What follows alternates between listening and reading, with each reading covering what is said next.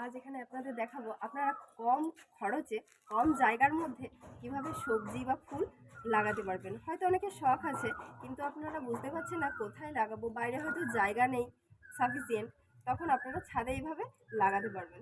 দেখুন ফুলের গাছ লাগানো হয়েছে, এখানে সবজির গাছ লাগানো হয়েছে। তো এগুলো কিভাবে বানানো হলো সেটা আপনাদেরকে প্রথম থেকেই বলি। এই যে দেখছেন এখানে ইট আর এখানে কিছু কাঠ দিয়ে হয়েছে।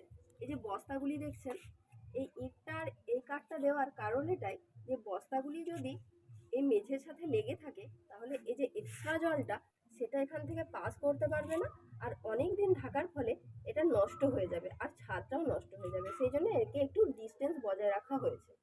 এবার এটা কিভাবে আমি বানালাম, এটা প্রথমে বস্তাগুলি নিয়ে মাঠের মাটি দেওয়া হলো, এটা বেলে মাটি, খানিক ঝুড়ো বেলে মাটি দেওয়া হয়েছে। তারপর তাতে একটা খোল দেওয়া হয়েছে, এটা যাতে উর্বরতা শক্তি বৃদ্ধি পায় এই গাছগুলির, সেজন্য খোল দেওয়া হয়েছে। এবার বীজগুলো কিভাবে আপনি তৈরি করবেন এখানে পোঁতার জন্য, প্রথমে বীজটা আপনি আনালেন, তো আনিয়ে সেটাকে প্রথমে জলে ভেজাবেন, সেটা একদিন ভিজিয়ে রাখলেন, তারপর সেটাকে কাপড় দিয়ে বেঁধে রাখবেন, তাতে অঙ্কুরিত হতে সুবিধা হবে। অঙ্কুরিত হওয়ার পর এই যে মাটিটা আপনি বানিয়েছেন এর ওপর পুঁতে দেবেন, তারপরে নিয়মিত জল দিতে থাকবেন, দেখবেন পাতা গজাবে। তারপরে এটা মোটামুটি কিছুদিন পর এরকম বড় বড় গাছে পরিণত হবে।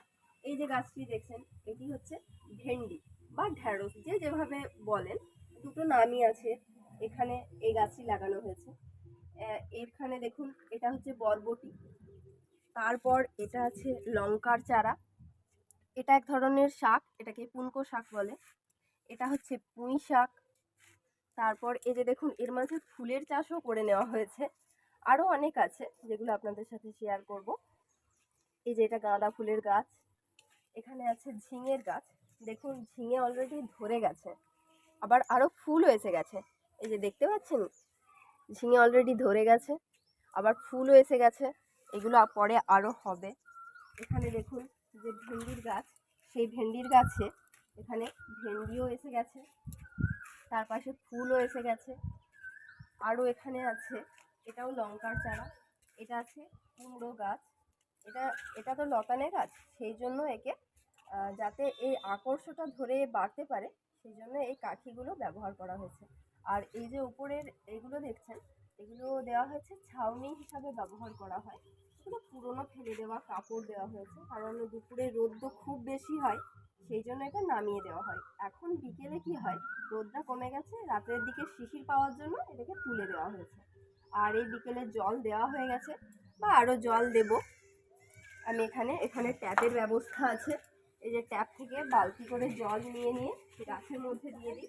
আপনারা এটাই ইউজ করতে পারেন, এখানে ছাদের মধ্যে ট্যাপ রেখে দিলেন, পাইপও ইউজ করতে পারেন বা এই গ্লাস বা যে কোনো মগ, এখানে খুব সুন্দরভাবে জল দিয়ে এগুলোকে রাত্রিবেলা ছেড়ে দিলেন, এটা কুয়াশার মধ্যে থাকলো, আবার সকাল হলে এই পর্দার মতো যেগুলো দেওয়া হয়েছে সেগুলো টেনে দিলেন।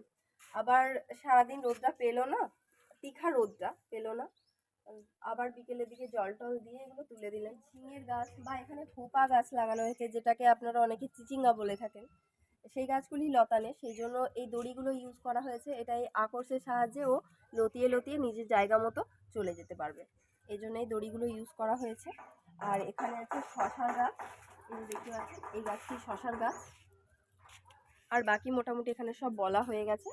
এটা তো ভেন্ডি গাছ, এটা এটা বরবটি গাছ, অনেকে হয়তো চেনেন না, এটা পুঁই গাছ, এটা লঙ্কার গাছ, আর এটা তো কুমড়ো গাছ, এটা বললাম। দেখুন এইটুকু টাইমের মধ্যে কত সুন্দর ভেন্ডিও এসে গেছে, আপনারা ইজিলি এটাকে তুলে সুন্দর ভেন্ডির রেসিপি রান্না করে খেতে পারবেন। ওটা ছিল দোতলার ছাদের এক পোর্শন, এখন চলে এসেছি ওপরের ছাদে, যেটা মেন ছাদ। এখানেও কিছু গাছ আছে, আপনাদের দেখায়, এই যে আসুন একে একে দেখা যায়। এটা হচ্ছে যেটা আপনারা কুলতা শাক বলে, যেটা কুলেখাড়া, সেটা লাগানো হয়েছে। এগুলো সেম প্রসেসেই লাগানো হয়েছে, ওই মাটি দিয়ে তার উপর খোল দিয়ে লাগানো হয়েছে। এটাই যে তোলা হয়ে গেছে ওই জন্য পাতাগুলো নেই, তাহলে আরও অনেক পাতা ছিল। এটাও পুঁই গাছ লাগানো হয়েছে। আর এটা দেখছেন এটা উচ্ছে গাছ, উচ্ছে, এই যে উচ্ছে ধরে গেছে, আবার অনেক ফুলও এসেছে। আসলে আমি তো বিকেলের দিকে ব্লগটা বানাচ্ছি, তাই খুব রোদের জন্য এগুলো অনেক গাছগুলো অনেক নেতিয়ে পড়েছে, এত রোদটা সহ্য করতে পারেনি। এটা আছে চিচিঙ্গা, যেটাকে আপনারা অনেক সময়, না এটা ঝিঙের গাছ, এই যে ঝিঙের ফুল ধরছে। আর এই দড়িগুলো এই জন্য দেওয়া আছে, এই আকর্ষগুলো ধরে ওই গাছটা যাতে বাড়তে পারে।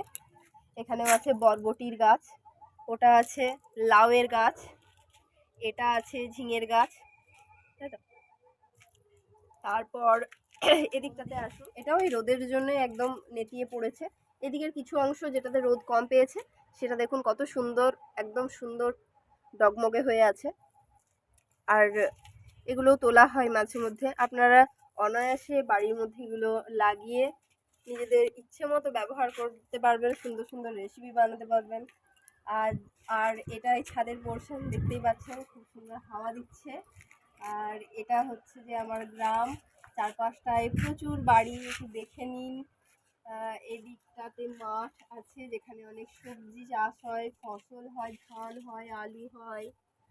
এদিকে প্রচুর আমের গাছ আছে, দেখুন বড় বড় আম ধরে আছে। ঠিক আছে, আজকের ব্লগ এই পর্যন্তই, টাটা বাই।